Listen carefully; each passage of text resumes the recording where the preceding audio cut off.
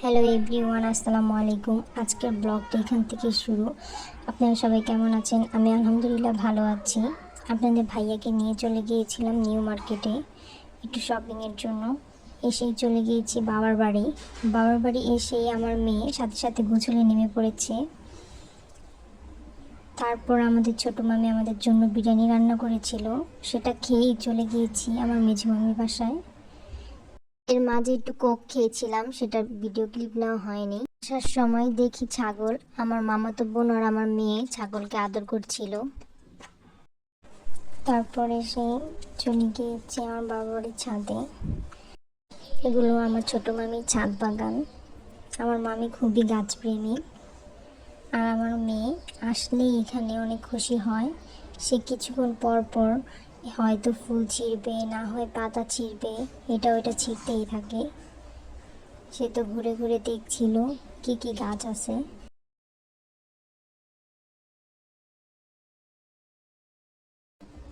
তার ফুপিও ফুল ছিঁড়ছে তার সাথে সাথে।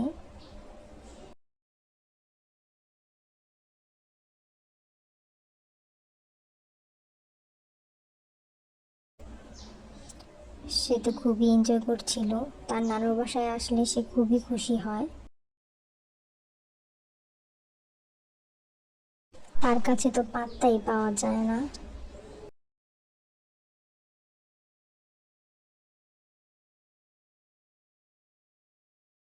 সে কিছুক্ষণ পর পর এটা দেখাচ্ছিল ওইটা দেখাচ্ছিল।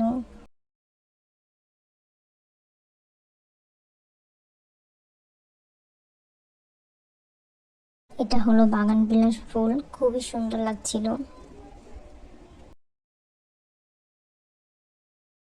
নয়নতারা ছিল দুই কালারের, খুবই সুন্দর লাগছিল। এটা হচ্ছে মেহেদি ফুল।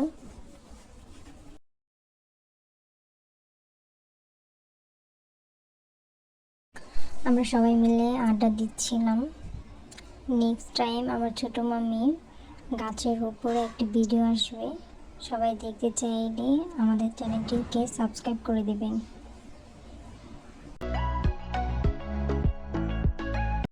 আজকের ওয়েদারটা খুবই সুন্দর ছিল, খুবই ভালো লাগছিল ছাদে এসে। এই তো সন্ধ্যা হয়ে গিয়েছে, এখন নামার পালা। দেখেন আমার মেয়ে কীভাবে নামে। তারপর মা আমাদের জন্য সন্ধ্যায় নাস্তায় পিৎজা বানিয়েছিল। পিৎজা খেয়ে চলে গিয়েছিলাম আমার শ্বশুর বাড়ি। আমার ভাগ্নি নিচে এসে পান নিয়ে হাসাহাসি করছিল। আজকের ব্লগটি এই পর্যন্ত। নেক্সট টাইম আরও নতুন নতুন ব্লগ পেতে চাইলে আমাদের চ্যানেলটিকে লাইক, সাবস্ক্রাইব এবং শেয়ার করে দিবেন। আল্লাহ হাফেজ।